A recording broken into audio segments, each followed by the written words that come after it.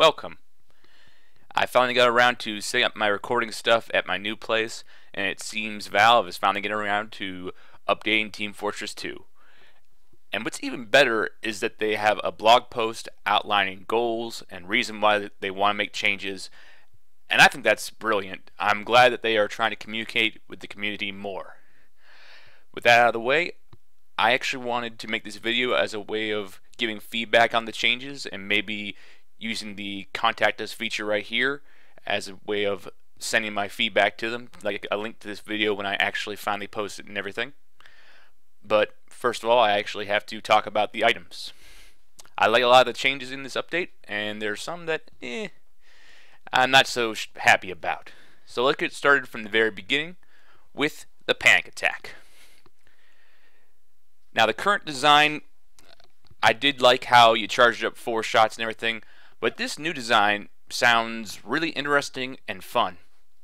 It absolutely does succeed in solving the goal of making it so you have a secondary that is ready to go the moment you switch to it. And the changes with the pellets I think is a lot more manageable, because when you had all the fast fire rates and everything that just kind of made the weapon unwieldy, getting rid of the fast fire rates I think is a good decision, making it so the spread just changes as it goes. Overall, you got a secondary that is now ready when you want it, and it is still usable, with actually the fire rates being manageable. There is one problem I have with this item. The loss of the charge up 4 shots does kind of make me feel bad. I liked how this weapon was kind of like a beggar's bazooka in some regard, but I think this is probably the new idea is a better item, but I am still going to miss that feature. So here's something I'm curious about. Can we add that feature back? Take note how there is no firing speed buff on consecutive shots anymore. The spread is going to increase on consecutive shots. If you were to take the weapon in this new state and add to it the ability to charge up 4 shots so that you could still do that if you want, the only real bonus you'd be getting is that the first shot would be firing faster, because instead of having to click the button, you'd be just releasing the button. You didn't have to click in and click out. It would just be a release. So the first shot would be faster, but because there is no firing speed buff, the other shots would not be faster. And it's possible that if you're charging up the things like this, you may actually panic and miss some of your shots or fire too many of these shots. So there's kind of a risk and reward to adding this to the gun in its new state. Keep the faster switch speed that you now are adding, keep the more pellets, keep the less damage, keep this pattern getting wider, making the pattern like have a set variable regardless of server, but also add it so that if you hit, let's say you hit mouse 2, alt fire, you can charge up 4 shots, up to, and then those 4 shots will fire at the same speed as a normal shotgun because there's no firing speed buff, and because your spread is getting nerfed as you fire, those shots from this extra 4 charge obviously would get worse as you're firing it. So essentially the weapon would still be able to be used the way you want it to. You'd get a slight benefit of the first shot being faster, along with a slight nerf of it's harder to control your shots, and you're going to use up ammo a lot faster. So I like the idea you have, Valve, here. It's great. Is there any way of bringing back the 4-shot charge mechanic on this item? Because I don't think it's going to make it too unbalanced. Or possibly adding a new shotgun to the game that you can charge up. Because as you said here, the reason you're making these changes is because of the secondary element of the weapon. The weapon in its primary form with the charge up 4 shots thing worked very good for the engineer. He didn't need the weapon to be immediately viable. So I kind of hope you create a charge up shot shotgun for the engineer as a primary, but since it's a Pyro update, that's probably not what you're going to do. So if you could add in an alt fire feature that allows you to charge up 4 shots with this new gun, I don't think that's going to imbalance the weapon too much. It's going to make that first shot faster, but the other shots, because of how the spread is going to be altered as you can technically shoot, I don't think that's going to imbalance the weapon's burst too much. I think it will be viable, and it will keep the current fun factor of the weapon. Moving on to the next suggestion. We have the Ambassador. Now, there's a lot of people that have a problem with this change. Personally, I don't get hurt from spies across the map that much unless I'm standing still. If I'm standing still, honestly, you should be able to hit me. I should be getting killed from that far away. So, I don't run into too many spies that are that good with the Ambassador, so I don't really think this change needs to be done. But if you are going to do it, I'd rather you didn't do it in this way. By changing the accuracy of this gun, essentially, let's say I deserve the headshot and I'm really far away. I might not get it now. And let's say if I'm really far away, I shoot and I'm clearly missing, but because of the bad accuracy, now I'm hitting him in the head. I actually don't deserve a headshot and I'm getting it. Adjusting the accuracy of this weapon is not the way to go. You're going to give headshots to people that don't deserve them and take away headshots from people that do deserve them. What you should be doing instead is, if you really want to do this, you need to adjust damage fall off. That way when you get the headshot, you deal less damage. Honestly, I don't think you should make this change at all, but if you are going to go through with it, you need to make it so you deal less damage while still able to get the headshot. Taking away someone's accuracy, taking away a headshot from someone that deserves it, giving a headshot to someone that doesn't deserve it, is not something you want to play around with. That's all I have to say about the Ambassador. Moving on to the Dead Ringer. The change you're making to this weapon is you're making it so that the ammo kits and dispensers cannot really help you out. You can't fall into an area, get shot up, pick up tons of metal and pickups, use the Dead Ringer back and forth. You can't do that anymore with this change. And honestly, I think that change needed to be done because there was a lot of ways to abuse the Dead Ringer. But here's something I've noticed about the Dead Ringer in general. How many times have you nerfed this weapon? How many times have you buffed this weapon? How many times have you changed this weapon at all? Are all those changes able to fit onto the weapon description? Are they? You've really complicated this weapon over time, and I admit it's a bit of a gimmicky strategy, feigning death and everything. It's a strategy that's always been in the game, so it definitely should still be in the game. But the strategy and the nerfs and the buffs have become so complicated. I kind of wish you guys would simplify this weapon, because does this new nerf work with some of the old features of how it had an instant drop of 50% cloak? Are we still going to have that feature, that you lose a lot of cloak the very instant you first die? I kind of wish you guys would simplify this, find the right amount of buffs and nerfs, take away some nerfs, take away some buffs. If you're really adding this nerf, I'm okay with it, because I think there was a time when you couldn't pick up ammo kits with the Dead Ringer previously, but I don't think you had that with all the other current stats on it. So, in general, this weapon is very complicated. I think you need to simplify it so that it's easy to understand, easier to use, and easier to predict. Because right now, it kind of feels like an overcomplicated mess. And I think I'm just going to use the Invis Watch. I was using it before. I'm going to keep using it now. Speaking of keeping using and now deciding to use, you guys are making some changes for your eternal reward. I like the goal you have of making it so you can disguise. That absolutely was the reason why a lot of people didn't use it. Yeah, it was so difficult to get that first disguise, and then you were actually able to engage and go after engineers and everything. Otherwise, their sentry would just annihilate you. So, here is what you're trying to propose as a fix. You can actually disguise now, but you lose your entire cloak meter. That's a pretty rough price to pay. And you got a increased cloak drain rate. That's pretty heavy. Honestly, I respect that you're trying to buff this weapon, it does need buff, but what you're proposing here really looks like a nerf. So I'd like to suggest a different proposal to you in terms of analyzing how the current weapon works and what are the real current problems with the weapon. You're correct that the main current problem with the weapon is you can't disguise. But actually, there's a second problem with the weapon currently. Let's say I have backstabbed this one guy over here, and his name is Bob. We'll call him Bob. Now that I've killed him, I'm disguised as Bob, and I'm disguised as his class. Everyone that saw me kill Bob knows that I look like Bob.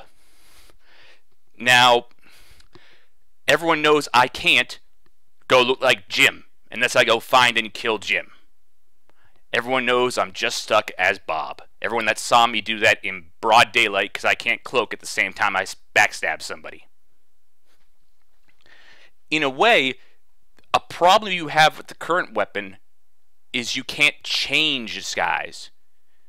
It's not that you just can't disguise, it's that you can't change disguises freely as well. And so I think to some degree that turns off people from this item too. Also, let's say when I was stuck as Bob, it was easy to keep track of me. Okay, I know that guy is over there looking like Bob. There's no other way of knowing it. But I think what you really need to do here with this weapon is lose some of the first nerf and gain some of the second nerf. That way it will be more balanced to some degree. Because the harder nerf was indeed the first one. The fact that you couldn't disguise at will. That was a horrible nerf. Or a horrible problem with the weapon, so to speak. Not really a nerf. Now, the new problem is going to be... The new problem you need to focus on is not being able to change as easily. I think that will make it so you can still disguise, but it's still limited. That's what you really need to focus on. Give them the power to do it, but limit their power to do it. Kind of like what you did with the Eureka effect. You give them the power to move buildings, but you limit how much they actually are able to keep upgrading them and everything. With the whole metal regeneration. Now, or the metal pickup, so to speak. So here's what I'm proposing you do to work on your eternal reward. Now, make it so you can disguise. However, you must be visible to disguise. You cannot be cloaked and disguised. This will guarantee that whenever you disguise, you're visible. Maybe someone's seeing you, maybe someone's not. But definitely you can't be cloaked and just say, hey, I'm now this person. I think that's a more manageable nerf than losing your entire cloak meter, making it so you have to disguise while you're visible. The opportunity for someone to see you is there. Now, let's work, now that we've gotten rid of the first nerf, let's work on, the first bad problem about the weapon, let's increase the second bad problem. Let's look at the overall description of the weapon. Upon successful backstab against a human target, you rapidly disguise as your victim. Silent killer. No attack noise from the backstab. Alright. Well, you know what else silent killer means? If you're a seasoned TF2 player, you know that silent killer means the kill will not appear in the kill feed. If you're a brand new player to the game, you don't know that. You think silent killer just means you'll be quiet. You have no idea. How many times are you on an all-talk server, you see someone backstab a guy, and immediately, over the comms, it's spy is me, spy is disguised as me. Oh my god. That basically ruins the whole fact that his kill's not showing up in the kill feed. It ruins the whole bonus he gets there of actually hiding his kills. And that feature, its existence was confusing to new players. So here's what I propose you do. You make it so backstabs with this weapon now appear in the kill feed. You can keep it being quiet, but definitely make it appear in the kill feed. This will guarantee that the people are more easily able to keep track of who and what you are when you are it. This will strengthen the second bad thing about the weapon, about not being able to change as liberally.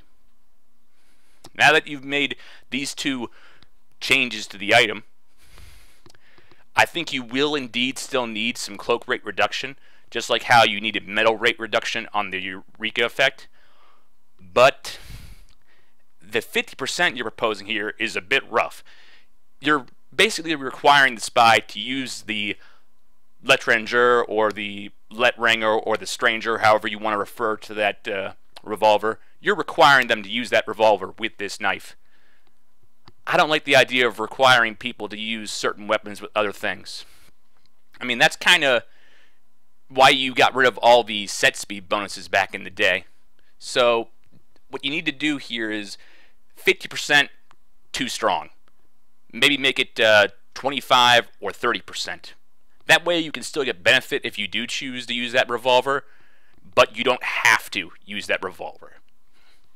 So again, my suggestions for the Eternal Reward: make it so you can disguise only when you're not cloaked. If you are cloaked, you should not be able to pull out that disguise kit.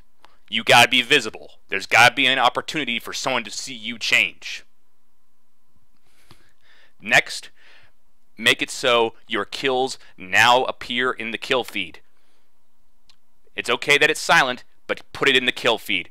People should be able to keep track of who you are when you are someone to some degree. Strengthen that other problem about the item. And the increased cloak rate, drain rate, it does need some decrease, some kind of drain rate, kind of like how the Eureka effect has less metal.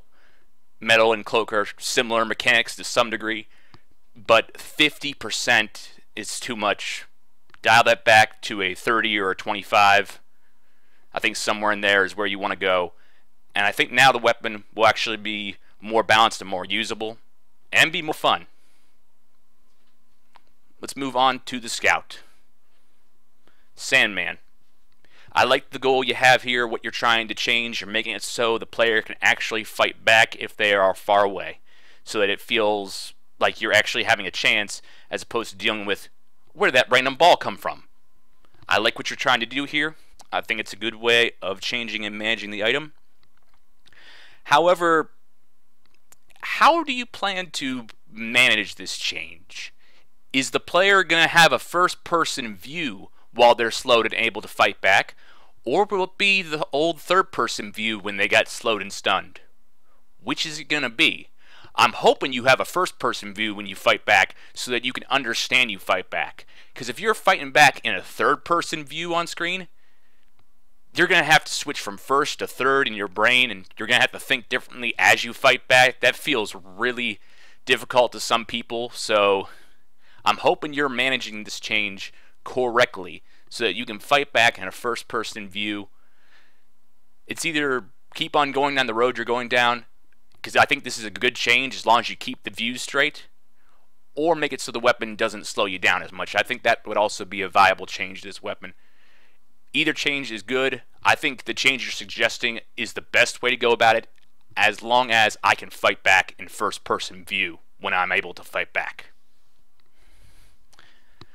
Moving on to the next weapon, Bonkatonk Punch. I'm actually quite a fan of this weapon.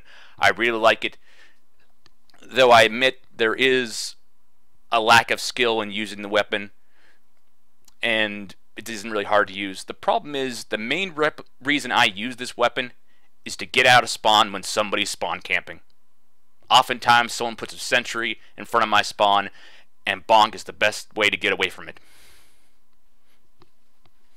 So part of me wishes the change you make was just make it longer to drink.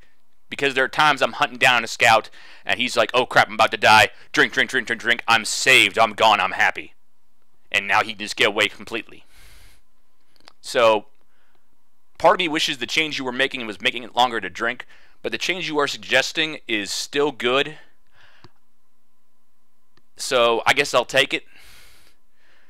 But it's really going to be difficult to manage, and I kind of hope it is still good at getting away from situations where people are spawn camping. So, I feel like I want to test this before I really get angry at your guys' change, because it may be completely manageable, especially since I usually use the atomizer with this, and so I'm able to jump and avoid a lot of damage anyways.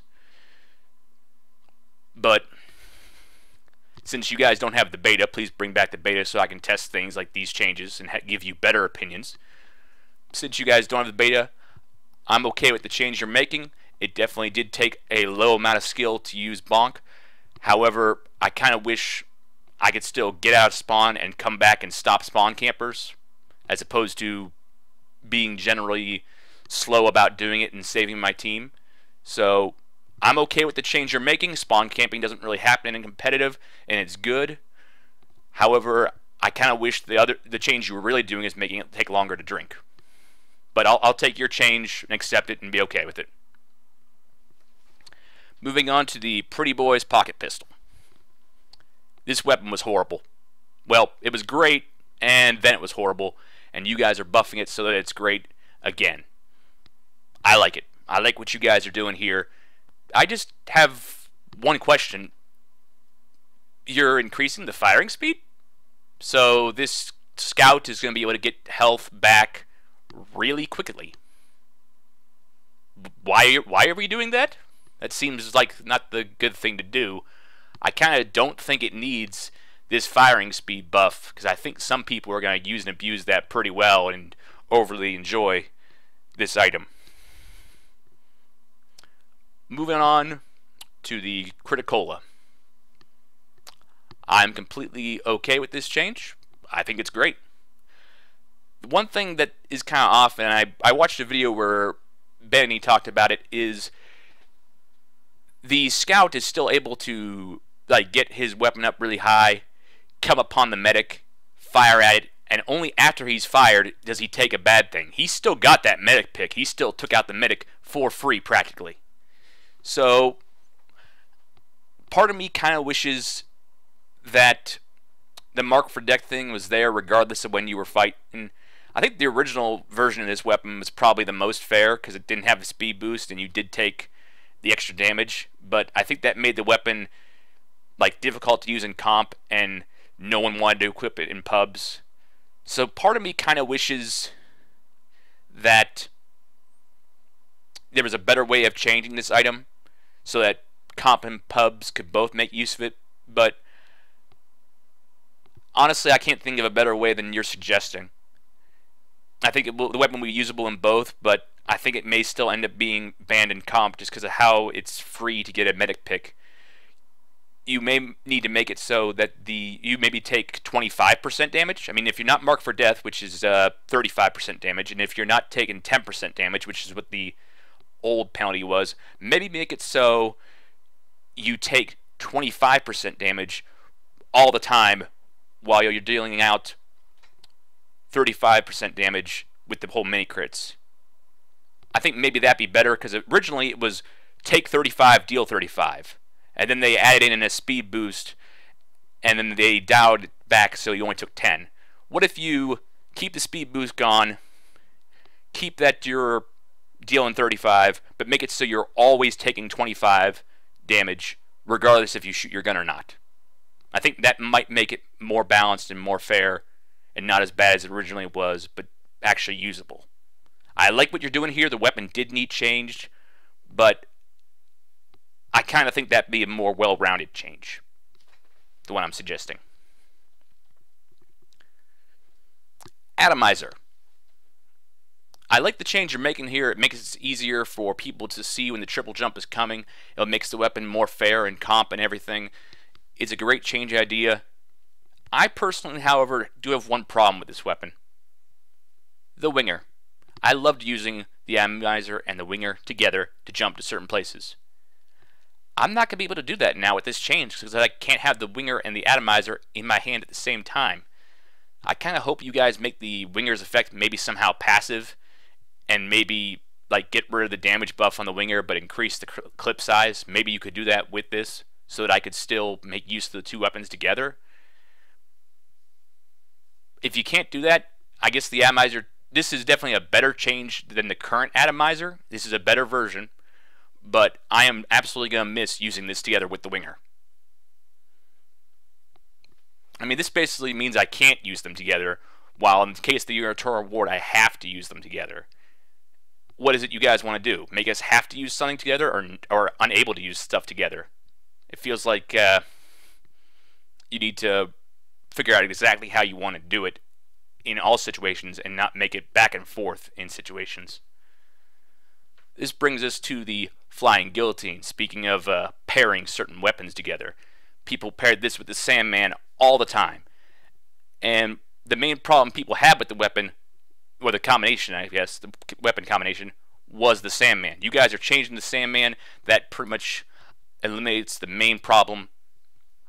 But at the same time, you're also changing the guillotine. Now, it's good that you are making this change so that you're not required to have the Sandman with the guillotine. But, unless I'm mistaken, you guys are reducing the damage pretty heavily on this weapon. I guess it's getting it back charge-wise rather quickly, so you're dealing a little bit more consistent damage if you are really accurate with it. But the pistol's very consistent. I think I can do 50 damage with a pistol in a faster, more consistent rate than 50 damage with the guillotine, even at long distances. I think that's true for most players. So, I don't really know if the damage reductions you're doing here are a good idea. I think to some degree, the weapon's not going to be as consistent and not really used that often at all. You're making the weapon weaker than I would like. I don't use this weapon often, so what I'm about to say may be a completely foolish statement. But when you throw the cleaver currently and miss somebody, are you able to pick it back up and get your full charge back? Is that doable?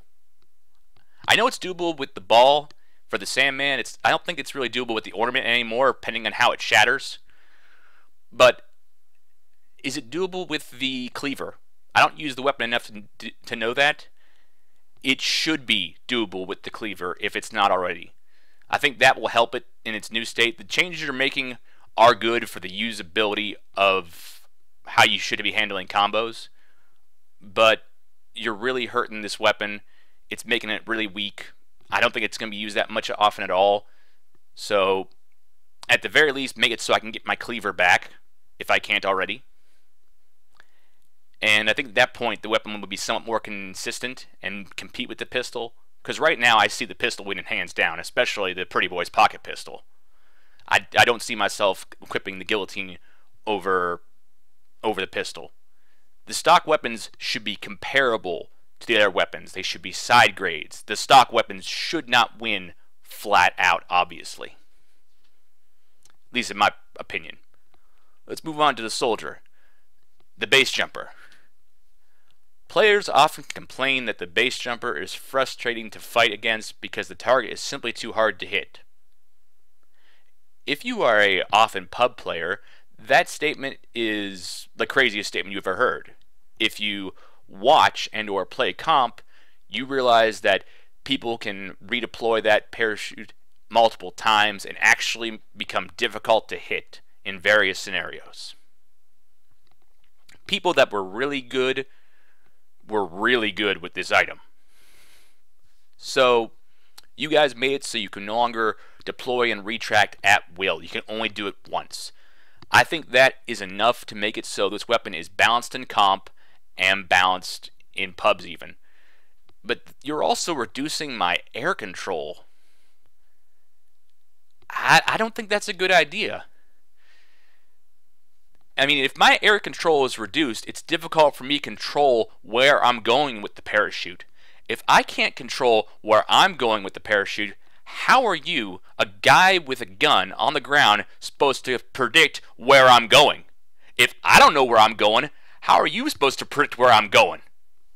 I mean, if I don't know, I don't think you know either.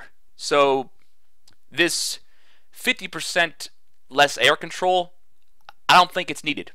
I think just making it so you can't redeploy it is enough. Keep the same air control, because by reducing the air control on the base jumper and increasing the air control on the man treads as you're doing in your next change, you're kind of making the man treads better than the base jumper. There are people that jump around with the Market Gardener a lot, And I think they're going to more oftenly use the man treads than the base jumper if you decrease the air control on this and increase the air control here.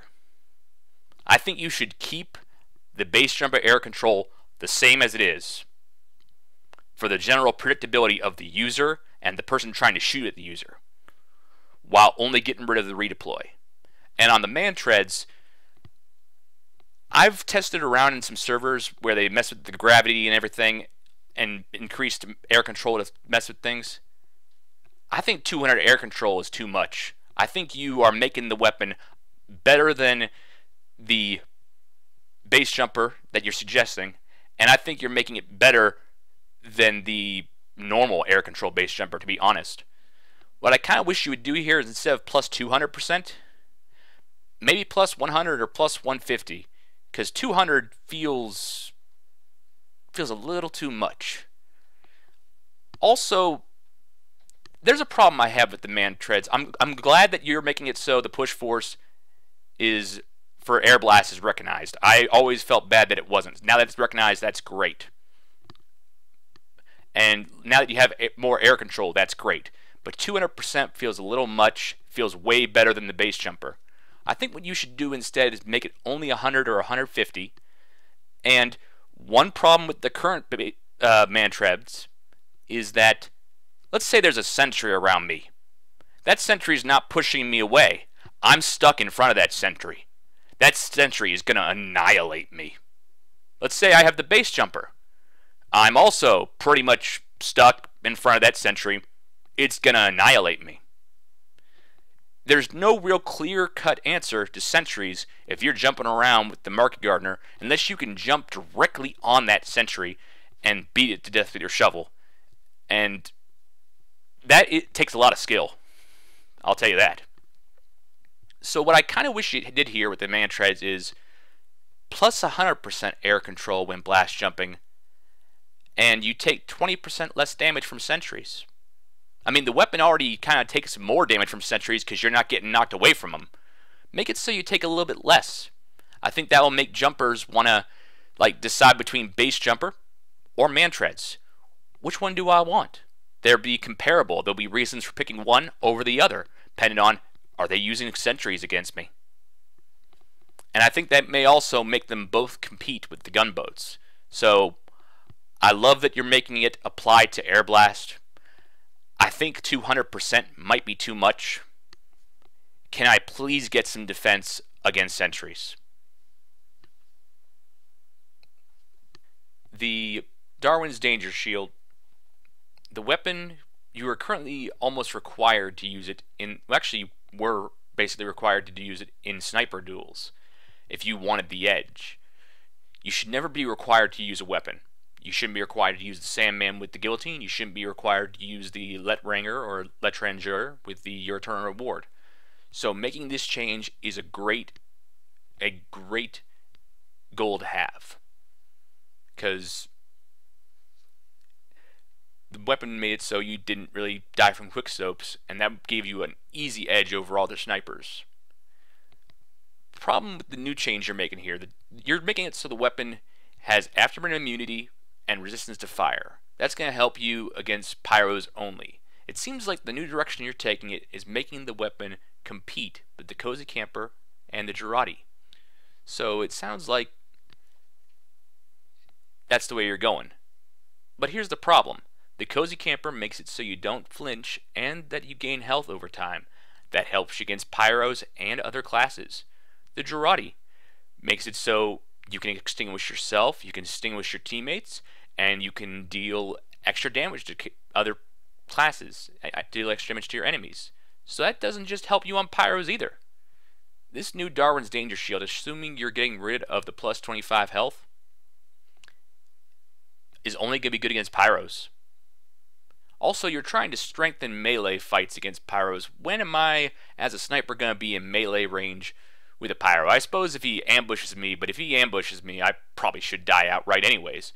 But I suppose I could be a huntsman with the Darwin's Danger Shield. And, oh, the pyro is going to air blast my arrows back at me. I'm going to pull out my melee and attack him. This sounds like a great time to use this new Danger Shield. Here's the problem. We've already established that pyro has air blast. So am I really going to be able to melee him a lot? Not really, no. The circumstances where you use the Darwin's Danger Shield over the Cozy Camper and Girardi are very few. And the Cozy Camper and the Girardi are much more versatile since they can work on more than just pyros. So I'm glad that you're changing the weapon. It absolutely needed changed from what it used to be. But instead of this afterburn immunity and instead of this fire resistance, how about you made it so the weapon only gave you plus 25 health? That's it. Only plus 25 health. No resistances, no weaknesses. That's it. That'll make the weapon pair, I think, fairly well with the Shahan Shah because it will change where you have a certain percentage of health. Kind of like how the Girardi pairs very well with the Bushwalker, and how the Sydney Sleeper pairs very well with the Bushwalker. A lot of weapons in the sniper's arsenal pair well with other items. By making it so the Darwin's gives you 25 health only, you can pair it well with the Shahan Shah. Also, that's what the real original design of this weapon was. You made it so that the person would have a shield as a huntsman. And I think giving you plus 25 health, just plus 25 health, will help you against pyros and other classes. This whole survive headshot mechanic thing, I don't think it should have been added to the sniper. It shouldn't have been added to this weapon. Get rid of it and just make it to plus 25 health. I'm glad you're changing the weapon, and I'm glad you've noticed the problem. Just get rid of the problem. Don't try and take the weapon in a new direction with making it only good against pyros, because when it's only good against pyros, people really aren't going to use it. Because as it stands, when does a pyro appear in comp? Almost never. So when will this weapon now be used? Almost never. So I'm glad you're changing it, but make it so it's just plus 25 health, no resistances, no weaknesses. I think that'd be a lot more fair and true to the original design. The Razorback. I don't play comp that much, but I am aware of this change needing to happen because of what it could do in the comp environments. So I'm glad you guys are making this change. And I actually do like how you get the Razorback back after 30 seconds. It actually makes it so you don't have to always retreat to spawn if you're that kind of sniper. Here's the one problem I see with this. You're nerfing the Ambassador and buffing the Razorback in the same update. Does that seem bad to you? It seems bad to me. This is further reason why I think the Ambassador nerf either shouldn't be done or should be done differently. The Razorback changes here are definitely good and needed for the comp environment, but you really gotta be careful of what changes you make at the exact same time, because the repercussions can be very painful. Let's move on to the Vitasaw for the medic. The Vitasaw. The current version, you'd charge up your metagun to whatever value as long as it was greater than 20. Let's say you charged it up to 80% before you could actually make use of it. And you died, and now you come back to life and you got 20%. This was considered unfair in comp because you're getting 20 free Uber on your next life. Your death didn't really have value. The guy that killed you should have got rewarded, not really hurt by the fact that you're now coming back with 20 Uber. You're coming back with some free Uber to help you with the next life. I now have to keep on killing you, and the fact that you're gaining Uber at any rate in between lives offset the balance between how medics gain Uber and comp. It kind of made it so you're required to use the Vitasaw in comp in order to get ahead, which is not a good thing to have. So you're changing the weapon, which is good. The change you're proposing, however, seems very gimmicky to me. Instead of rewarding the person for dying, you're requiring them to get melee hits, kind of making the weapon compete with the Uber Saw. The problem is, I see the Uber Saw as being better than this weapon from a logic standpoint. Now, the reason I say that is this new Vitasaw, you will use it in situations where you think you're gonna die. And so you're gonna recklessly come out and melee people. Maybe you'll be a battle medic more often. But you're essentially planning to lose. I don't like that. Last I checked, you plan to win the game. You play to win the game. So I kind of don't like where you're going with this. I don't think this is the metagame you want to have against the Ubersaw necessarily. Have it have the same basic idea of hitting people with melees, but planning to fail as opposed to planning to succeed with the Ubersaw. I don't think this gimmicky kind of metagame is what you want to set up. I'm kind of wondering if there isn't a way to preserve the old way the weapon worked without going into this gimmicky kind of fight. In Gunmetal, you made it so that when you kill a medic, he has a metagun. That metagun drops on the floor and can be picked up by other medics, and essentially you get the Uber from that medic. You're rewarding people from killing medics, and that's a good thing. It was either a Tough Break or a Meet Your Match, you made it so the metagun, while it was on the ground, deteriorated. That kind of made that mechanic of metiguns dropping a little bit more fair, so that the medic couldn't just use his metagun, have him die, have it drop there, and then come back to it and get some free Uber. You made it so the Uber deteriorated. What if we try and reduce that mechanic to the Vitasaw? What if we keep the Vitasaw the same as it is, but make it so your Uber deteriorates every second you're not healing somebody? What if we do that? I think that would make the weapon actually require skill, because you're actually required to heal. You're required to participate in healing, which is a different kind of metagame than the whole Ubersaw attack people. Make the weapon about a different kind of strategy, but make it still require skill. Make it still require you to heal people. Because this way of melee, this way of making you a battle mech that plans to lose, I don't think it's the way to go. It's good that you're changing the weapon, but I think a better change would be keep it the same as it is and just make the Uber deteriorate while you're not actually healing somebody. I'm not sure what rate you should make it deteriorate to some degree, but I think that's a more interesting, balanced weapon than this incredibly gimmicky new mechanic that you're introducing. You're changing too much with this gimmicky mechanic. Maybe change a little bit less, preserve a little bit of the old. You've already got metagun deteriorate mechanics in the game, so can you somehow place that on someone that uses the Vitasaw and allow them to still retain just 20%? Because if they retain 60%, that's a lot. That's going to be huge in certain scenarios. So I kind of think that you may not have exhausted all avenues with the current design of the weapon. The change you're making now is way too drastic, way too gimmicky, and the Ubersaw, in my opinion, beats it flat out from a logic standpoint of you play to win the game. So I don't think you want to do it this way. Let's move on to the Crusader's crossbow. I am completely okay with this change of yours. The poking around the corner and firing arrows should not be gaining you more Uber than the metagun itself. I completely agree with your change here. Let's move on to the heavy. All miniguns. You're making it so all of them have the damage lowering on the spin up and not on the initial shots. I think that's a great change. I think that's brilliant. I think that is the best change you're suggesting overall. So keep doing what you're doing here, Valve. Gloves are running urgently. I agree with this change. It is quite good.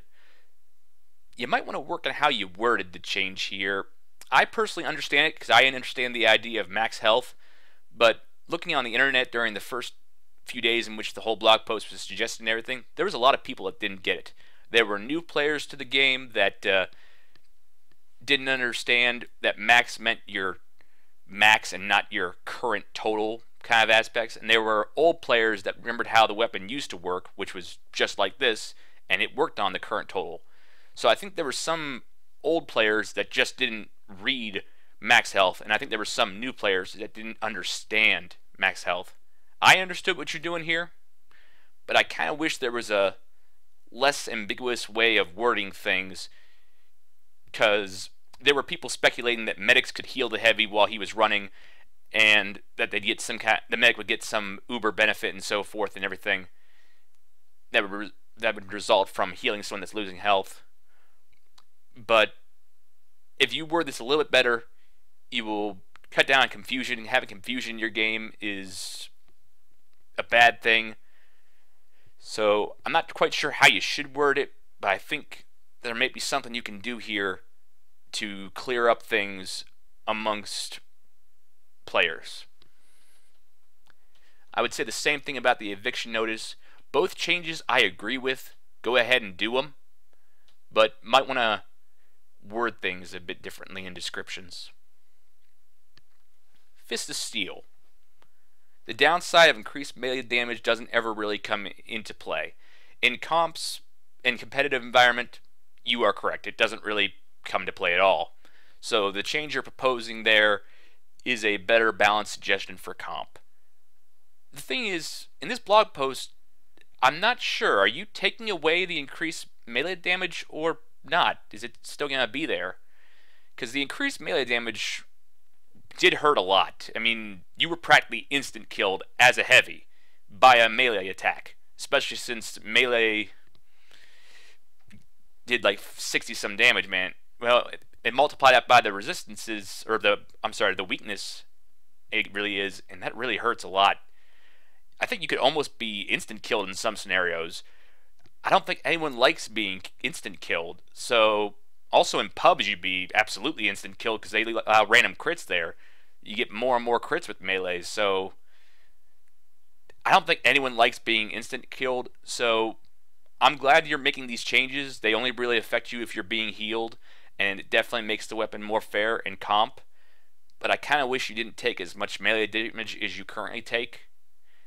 And the fact that you're nerfing the weapon in this ways, maybe you could buff it and making it so you take, instead of like 100% more, maybe make it 60% more damage you take from melees. I mean, you're taking 40% less from range sources, you're taking 40% less healing, you're taking 40% less overheal. Maybe make it so you take only 60% melee, or only 60% more melee as opposed to 100% more. I think that might make the weapon a little bit more fair and make it so you're less likely to be killed in one swing. The Rescue Ranger change. I'm completely behind this change. I think that's a good change. I admit I do love the Rescue Ranger and use it a lot, but yeah, it is overpowered in how it repairs buildings, so I completely agree with your change here. I'm okay with it. That covers everything in the blog post. I'm going to send a link to this video to Valve and see what we can do. Going to send it through the contact sources here. Going to see what I can do on that. I am really glad with what Valve is doing here. Increasing communication levels, giving us a heads up before they change things so we can give feedback and generally make the updates better in the game together. I hope you have a nice day.